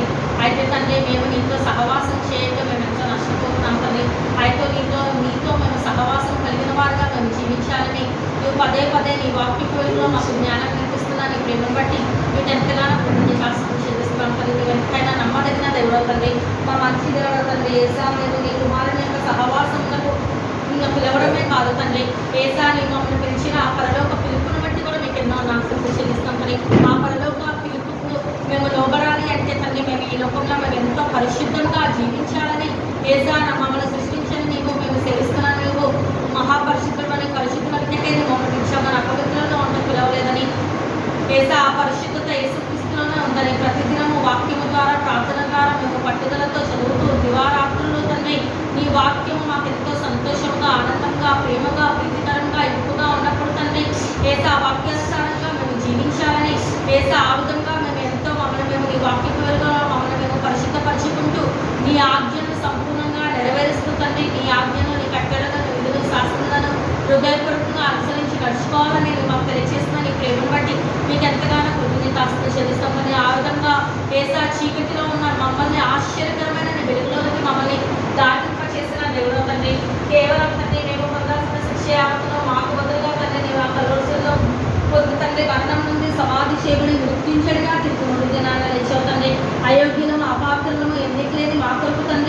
ఏసా నువ్వు మానవుడిగా ప్రత్యక్షమైన నీ ప్రేమంతటిని బట్టి మీకు ఎంతగానో కృతజ్ఞతాస్తుతులు చెల్లిస్తామని, ఆ విధంగా శిలువ మరణం పొందినంతగా నువ్వు తగ్గించుకుని విధేయత చూపించి మరణం నుండి సమాధి చేయబడి మృత్యుంజడిగా తిరిగి మృతినాదేసి ఆ మరణ రాక్షస చేతిలో ఉన్న అపవాది చేతిలో ఉన్న మరణ భయం నుండి చీకటిలో ఉండే ఆశ్చర్యకరమైన నీ వెలుగులోనికి, మరణం నుండి జీవంలోనికి మారాయణ మా జీవితంలో మధురంగా చేస్తుందని నీ గుణాతిశయంలో మేము ప్రచురం చేయ నిమిత్తము ఏసాని మమ్మల్ని ఏర్పరచబడిన వంశంగా మీరు మమ్మల్ని చేసిన నీ ప్రేమను బట్టి మీకు స్తోత్రం. ఇంకా ఈ వంశంలో ఏసా రాజులానే ఆర్థిక సమూహంలో దేనికి సొంతాన్ని జనాంగంగా ఇంకా రాని వారు అనేక మంది ఉన్నారు తండ్రి. దాంతో మీరే జ్ఞాపకం చేసుకోవాల్సిందిగా వెళ్తున్నాం. మరి ఈ దినము మరి మీటింగ్ ఎవరి ద్వారా అయితే ఏసా ఏర్పరచబడిందో తండ్రి, ఏసా మరి సిస్టర్ నాగమణి, బ్రదర్ వెంకట్ వారిని కూడా మీ చేతికి అప్పగించుకుంటున్నామని, వారిలో కూడా మీ నూతన రక్షణ కారణంగా మీరే జరిగించి తండ్రి. ఏసా నీకు కుమారుని యొక్క యేసుక్రీస్తు యొక్క సహవాసంలో నీవు వారిని పిలిచామని, వారు నీవు వారిని ఎందుకు పిలిచావో నీ పిలుపుని ఈ ఏర్పాటును వారు నిశ్చయం చేసుకుని జీవించినట్టు, ఇంకా ఇక్కడ చేరవచ్చిన వారు ఇంకా ఎవరెవరైతే ఇంకా రక్షణ పొంది మారుమనసు పొందలేదో ప్రతి ఒక్కరు కూడా నీ యొక్క పిలుపు నీ ఏర్పాటు వారు గ్రహించి గుర్తిరిగి తండ్రి సంపూర్ణంగా పరిపూర్ణంగా నీకు అప్పగించుకుంటే ప్రతి ఒక్కరిలో నూతన రక్షణ కారణంగా జరిగిస్తూ రావాల్సిందిగా ఆశీర్వాదంలో వారసు ఒకటే మమ్మల్ని పిలిచాగానే శాపగ్రస్తులుగా ఉంటూ పిలవలే తండ్రి. ఏసా యేసుక్రీస్తు యెహోవా తమకు దేవుడిగా గల జనులు ధన్యులని, ఆ యేసుక్రీస్తుతో సహవాసం కలిగి ఉంటే గొప్ప ధన్యత, గొప్ప భాగ్యము, గొప్ప ఆశీర్వాదం అని ప్రతి ఒక్కరు గుర్తిలాగా నీ ఆత్మకారంగా మీరే జరిగిస్తూ రావాల్సిందిగా మమ్మల్ని కూడా సంపూర్ణంగా మీ చేతికి అప్పగించుకుంటూ ఇంకా మాలో ప్రతి కార్యక్రమంలో ప్రతి మార్గంలో తొలగించి నీ నిత్య మార్గంలో మీరే నడిపిస్తూ రావాల్సిందిగా నీవే నిజమైన దేవుడు, నిత్య జీవించే దేవుడు తండ్రి. నీకంటే క్షేమాధారం మాకేది లేదని, నీవే ప్రభుడు అని, నీ ఎంత సంపూర్ణ సంతోషం నిత్య సుఖాలు ఉంటాయని, నీవే ఆశీర్వాదం కర్త అని ప్రజలు గుర్తులాగా ఏసా అటువంటి ఆశీర్వాదాలకు కర్తలుగా మీరు మమ్మల్ని చేస్తున్న నీ ప్రేమంతటి బట్టి మీకు ఎంతగానో కృతజ్ఞతాస్తుతులు చెల్లిస్తూ విత్తమైన వాక్యం మీరు కట్టి ఫలింపజేస్తూ రావాల్సిందిగా ఇంతవరకు 33 days ఆఫ్ పరిచయలో మరి ఇందులో 34 days పరిచయలో కూడా మీరు ఎంతగానో సహాయపడుతూ వచ్చారు. మీకు ఎంతగానో కృతజ్ఞతాస్తుతులు చెల్లిస్తూ మీరు ఎంతైనా నమ్మదగిన దేవుడు అని మీకు ఎంతగానో కృతజ్ఞతాస్తుతులు చెల్లిస్తూ మరొకసారి నీ కుమారుని యొక్క సహవాసం మమ్మల్ని ఇచ్చిన నీకు ఎంతగానో కృతజ్ఞతాస్తుతులు చెల్లిస్తూ నా ప్రభు నా నామంలో మీకు నేనంతా అడిగి వేడుకొచ్చినాం తండ్రి. ఆమేన్.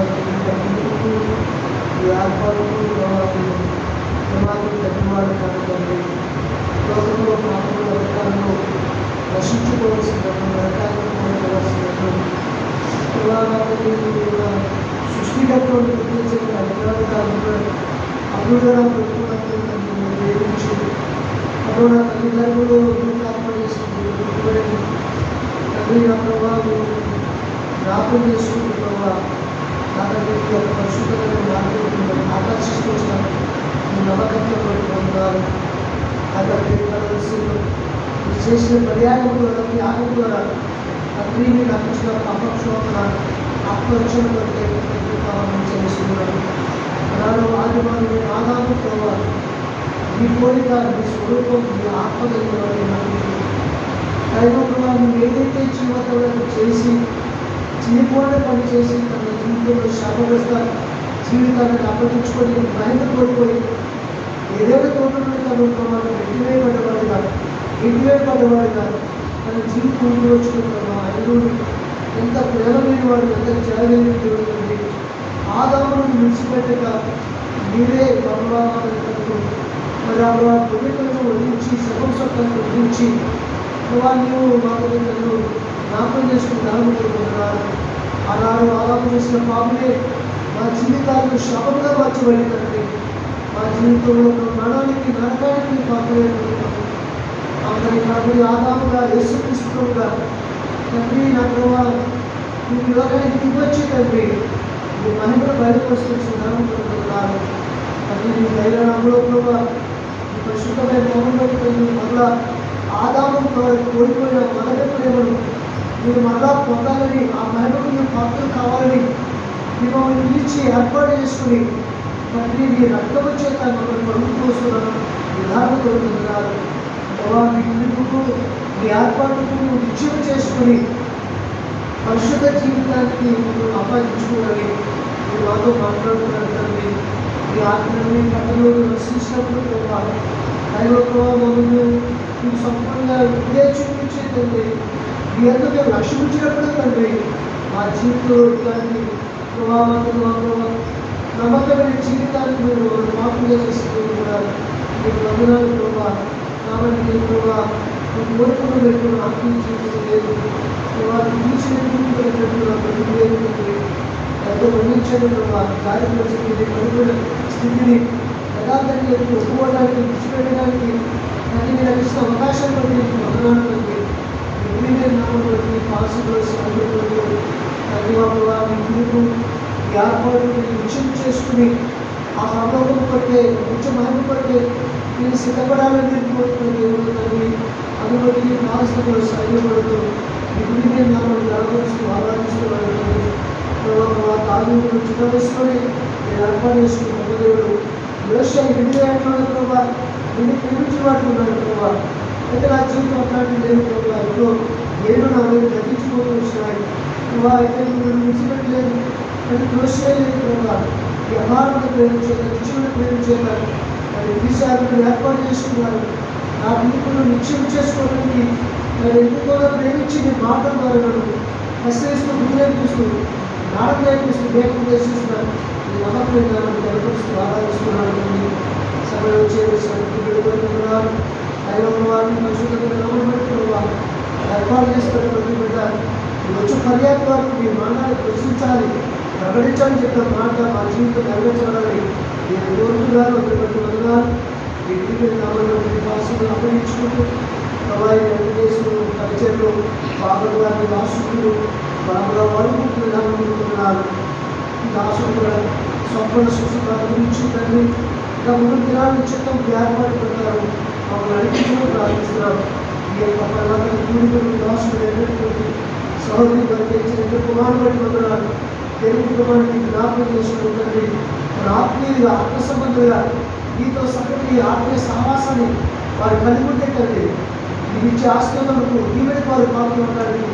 మీకు శ్రమించడం ప్రార్థిస్తున్నాం వాళ్ళు శుభాపక్షోభన అక్షరాన్ని అనుభవం బిడ్డలు రావడంతో చూపించడం ప్రార్థిస్తున్నాం ఈ మరొక అప్పగించుకుంటూ వారి బిడ్డలకి కూడా వారి భవిష్యత్తు జీవితం చక్కగా తీర్చి ఈ తప్ప వారికి లేదని ఒక్కడే ప్రభావ మాత్రం ఆసక్తి అని నిత్య మోక్షానికి నిత్య మహత్వ ప్రభావ మాత్రమే నువ్వు ఏర్పాటు చేసి గుర్తించడానికి సాధించడం ఈ మరొక అప్పగించేయవలసిన ప్రతి మరొక విడిగించబడి వారి గుర్తుపట్టు ఎంతమంది నీ వాక్యాన్ని ఫలితం తీసుకొచ్చి నీ కార్యం జరిగించి నామానికి మహిమ ఘనత ప్రవాదించుకొస్తున్నారు చేసి సూచరిస్తూ యేసుక్రీస్తు వారికి అత్యున్నతమైన నామములో స్తోత్రించి ప్రార్థించి ఆరాధించి అర్పించి వేడుకుంటున్నాము తండ్రి పరిశుద్ధులైన తండ్రి ప్రేమకైన మా దేవాన్ని వందనములు.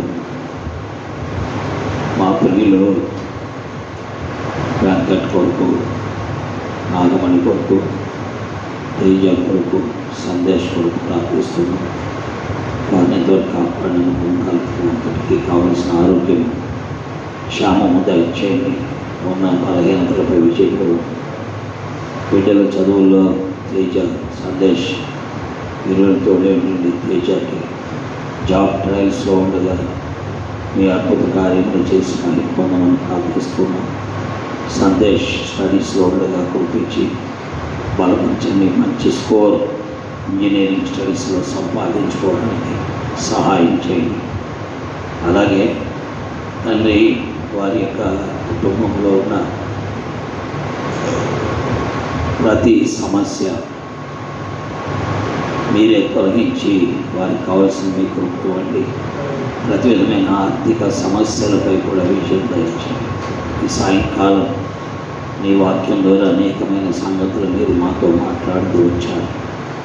మా నిర్మాణకుడు అయిన నిన్ను మేము ఎరగని కారణాన్ని బట్టి మాకు మిమ్మల్ని మీరు ప్రత్యక్షపరచుకుంటూ దేవుని కుమారుడిగా భూమి మీదకు వచ్చారు.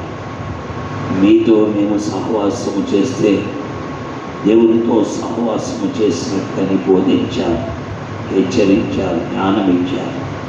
నీ వాక్యం ద్వారా, నీ సేవకుల ద్వారా, పెద్దల ద్వారా, దైవజనం ద్వారా ఈనాటికి నీ సువార్త లోకములో ప్రకటిస్తూనే ఉన్నారు.